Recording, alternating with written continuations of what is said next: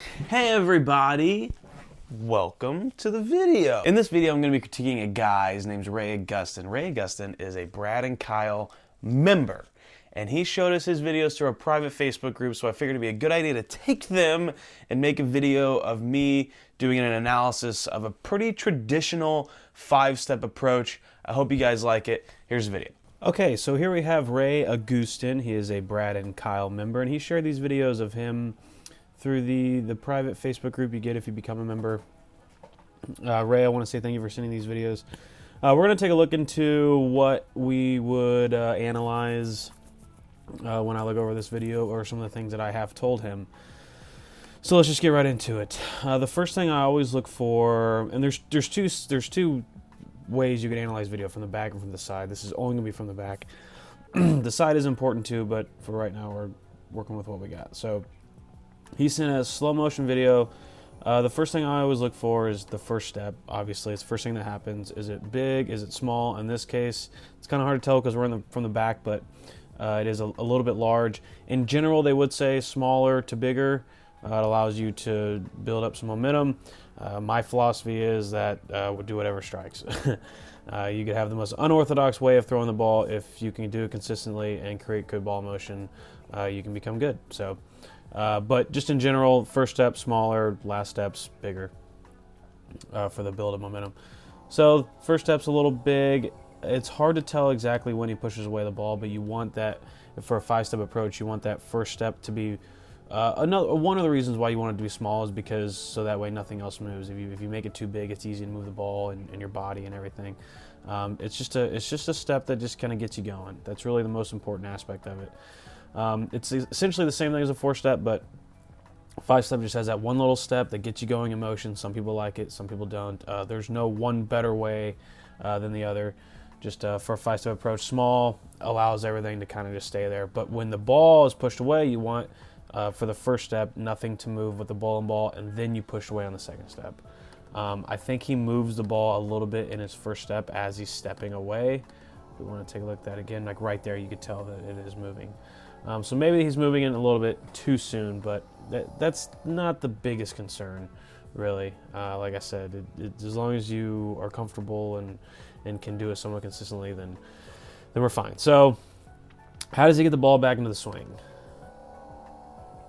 In slow motion, if you stop it right here, he actually throws it really good. It's really smooth. This is obviously a slow motion video, but very basic mechanics. Doesn't have a super high backswing, doesn't have a super high rev rate. But the length of the swing concerns me a little bit. If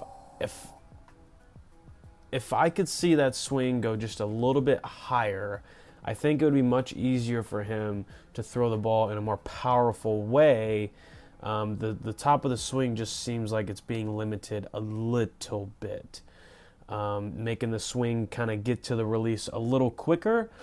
And when that happens, it makes you have to kind of force the ball because you're cutting off the momentum that you're building in the third and fourth step. So when he goes back, he kind of cuts it off. I don't think it's naturally just going that high. Either he needs to be faster with his feet so he doesn't cut off the swing, and that's the natural place it goes down into the release, or he needs to make the swing a little bit higher, because what that is right there is it's cutting off your power. Whatever you're building in the third, fourth, and fifth step needs to be not maximized, but it doesn't need to be cut off.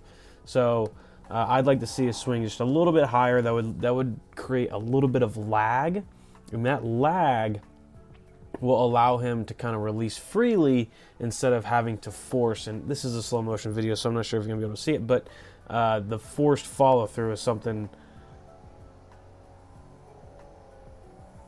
kind of looks like as he's releasing the ball, he's really kind of forcing it down the lane. Right there. The speed of that follow through is very fast, and that means he's trying to catch up on the momentum that he is stopping from either his feet being too slow or his swing not being high enough. There's not enough lag, essentially. And so what we want to build that momentum in our steps. That way, when we follow through, all we have to do is just let it go. We don't have to force it. You almost want that follow through to be a little bit limp. And it's something that I'll talk about a lot, but it was very eye-opening to me how much my accuracy got better when my follow-through got softer and softer. The follow-through should be easy, not so much forceful. So, and that all comes from the steps. You build all your momentum in your approach, and then your release is just a guide to how you want the ball to go. And so when I'm looking at Ray Agustin's video right here, those are a couple things that I see is the start, maybe it's just a touch too big. But other than that, it's a really, I mean, I like where his position in the third step is right here. I mean, that's where you want your ball. Let's see if we can back it up. Like right here, his third step's coming down. So, I mean, even though the start is not picture perfect, he still ends up in a good spot for his third step. And then as he's going into a fourth step, I love it, I love it, I love it, I love it. And then it just comes down just a little bit too quick. I'd love to see that lag just a hair as he's going into his fifth step right here, as he's going into his slide. I would like for that ball not to be coming down just yet.